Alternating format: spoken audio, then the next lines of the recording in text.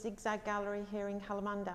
My name is Marilyn Keys and I'm the gallery coordinator, working with local artists, artists from all over the state actually, to bring the programming together here in this wonderful space. The Zigzag Gallery has been around since 2011, so we are celebrating our 10th year in 2021. The gallery has become very popular with local artists. In particular, we run a community program as well as a professional program for the whole of the arts community in the hills. Obviously, there's a prolific amount of work that's produced by our artists, and of course, in this particular case, we have I suppose a representation of our Open Studios artists who run Open Studios twice a year in April and October. That's a very exciting time for us up here in Kalamunda because it brings people from all over the Perth area and sometimes other parts of the state to visit our studios and to have a really, I suppose, relaxed talk with our artists about their inspiration, about their mediums, and about basically what their activities are and where they can be seen in the future around Perth. Hi, my name is Michaela Castledine and I'm an artist and a writer, and I live in the wonderful city of Kalamunda, and I'm part of a really wonderful group of artists who all live up in the hills area or in the wider Kalamunda area, and it's a really lovely place to be an artist and to work artistically and creatively because it's a beautiful place to live. I'm here to talk to you about this exhibition, which is called Recovery, and it's made up of works by artists who live in the Kalamunda area. So we can look at a few pieces here. This one here is it's by my husband, so I have to, put that out there that I do love his work, and he'll be cross at me if I say anything bad about it.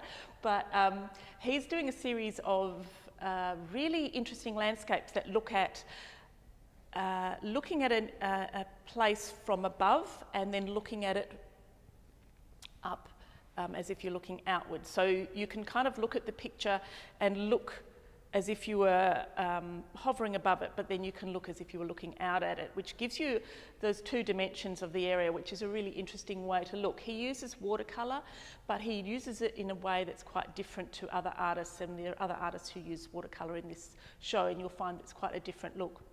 He uses multiple layers. He uses various mediums to bring the bottom layer forward and rubs things out and lets things through. So he gets really interesting effects with his watercolour work. We've got an artist behind me here, Karen Hodgkins, who looks at things in a really different way. So there are pictures or pieces in this show that are really quite figurative or of the place that they're looking at, not abstract. But Karen's are really naive and fun and bright. She takes the landscapes that she sees and she makes them really pop with really bright colours, and she populates them with all of the possible animals that could be seen in them rather than one or two. She makes them really busy, and they're really fun and light-hearted and really enjoyable to look at.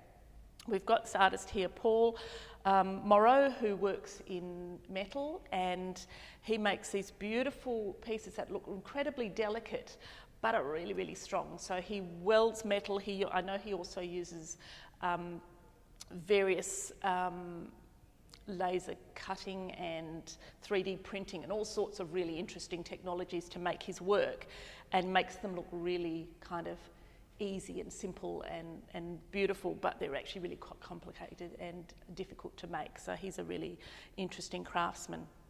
On this side, I've got one of my pieces, which people who are familiar with my work know that I crochet most of my sculptures, but I decided to make some pieces that were still sculptural but actually hung on the walls. So they are trying to illustrate stories like childhood stories of mine or family stories, And this particular one is about my grandfather and the farm he used to live on, and how they chased the bull across the paddock, whacking it on the bum with his carpet slipper. So I really enjoyed that story, and this is the bull before his horns are cut off.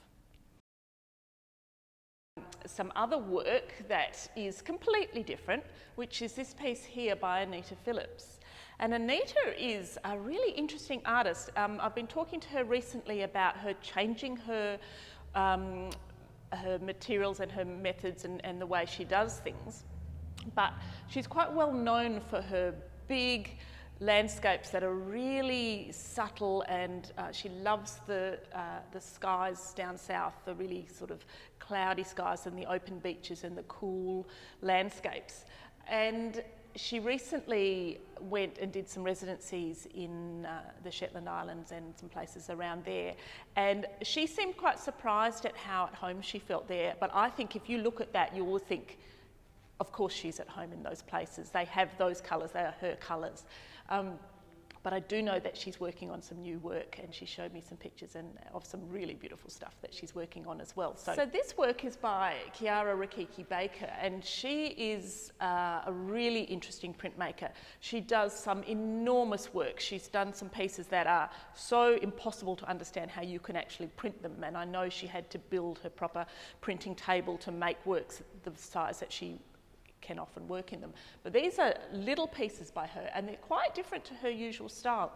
She does a lot of figurative work, but these ones are much more abstract. And this particular one at the top is called Murano Tide, and she has a really strong connection to Venice. She has been there many times as an artist in residence, and she does her printmaking there. And she's really interested in the water as you would be in Venice. So it's interesting to look at these two artists who live not very far apart from each other, and they're both quite affected by the water escapes that they see around them, about the light that bounces off them, and the way you can try and make that really fluid image out of things that are set and solid. So in this little corner of the exhibition, we've got some works that really reflect the environment in the Perth Hills here. We have Penny Madison, who is a really well-known watercolour artist, and she looks at lots of different topics, but these particular pieces are concentrating on the birds, as you can see, and some of the banksia, some of the flora and fauna of Kalamunda.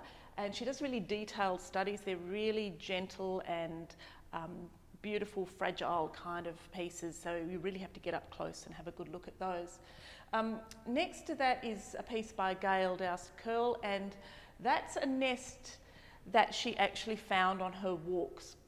And she doesn't work from photographs. She actually takes pieces if she can, if they're from gardens and things, not from the bush, but she'll take them, put them in her studio, and she will draw and turn them and draw and draw and draw until she gets a feel for the piece. The Zigzag Gallery is located at 50 Railway Road in Kalamunda as part of the Perth Hills Visitors Centre.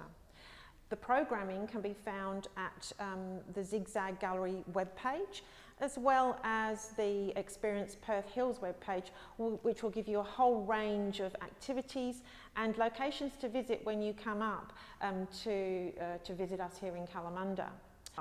So make sure you get up here, visit the gallery, and all of the other things that Kalamunda has on offer. We have a farmers market, we have an artisan market.